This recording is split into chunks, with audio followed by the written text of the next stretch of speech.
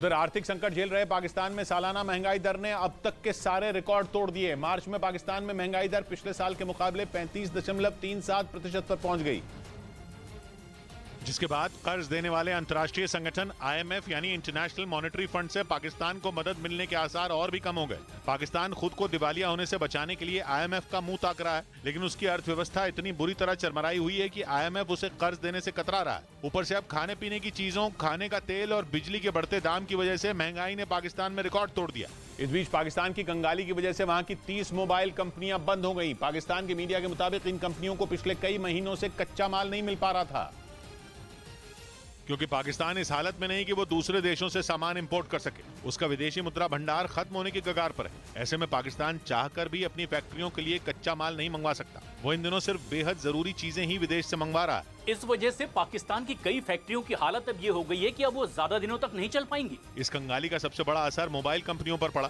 क्योंकि पाकिस्तान बड़े पैमाने पर दक्षिण कोरिया, चीन और वियतनाम से मोबाइल फोन को बनाने में लगने वाली चीजें मंगवाता है। लेकिन पिछले कई महीनों से कच्चे माल की ऐसी कमी हो गई कि 30 मोबाइल कंपनियों पर ताले लटक गए, जिसकी वजह से पाकिस्तान की हालत पहले से भी ज्यादा खराब हो गई, क्योंकि लगातार कई कंपनियों के बंद होने से वहां बेरोजगारी की समस्या भी बढ़ती जा रही है।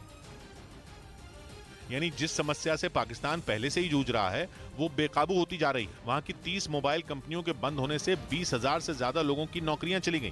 पाकिस्तान के मीडिया के मुताबिक इन कंपनियों ने अप्रैल महीने का आधा वेतन देकर अपने कर्मचारियों की छुट्टी कर दी है।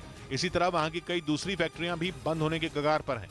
मतलब पाकिस्तान में बेरोजगारों की संख्या कम होने के बजाय लगातार बढ़ती जा रही है। इस स्थिति के लिए लोग अपनी ही सरकार को कोस रहे हैं, क्योंकि पाकिस्तान में पहले ही खाने पीने की चीजों के लिए कोहराम मचा है। वहाँ महंगाई आसमान पर है। ऐसे में जिन लोगों के पास नौकरी नहीं है वो कहीं के नहीं रहेंगे। वहीं पाकिस्तान के मीडिया के मुताबिक पाई पाई के लिए मोहताज हो चुका पाकिस्तान अब अपने 3 बड़े हवाई अड्डे बेचने जा रहा है।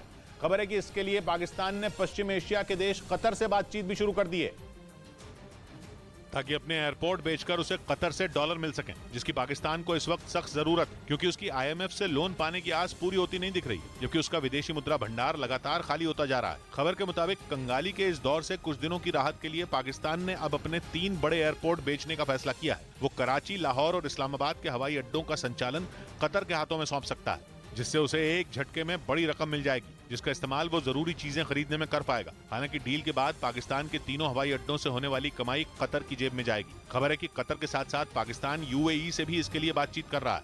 उधर आर्थिक मोर्चे पर पूरी तरह नाकाम हो चुके पाकिस्तान को और कंगाल बनाने के लिए चीन ने नया प्लान बना लिया। खबर है कि पाकिस्तान और चीन के बीच बंद पड़ा कारोबार फिर से शुरू होगा।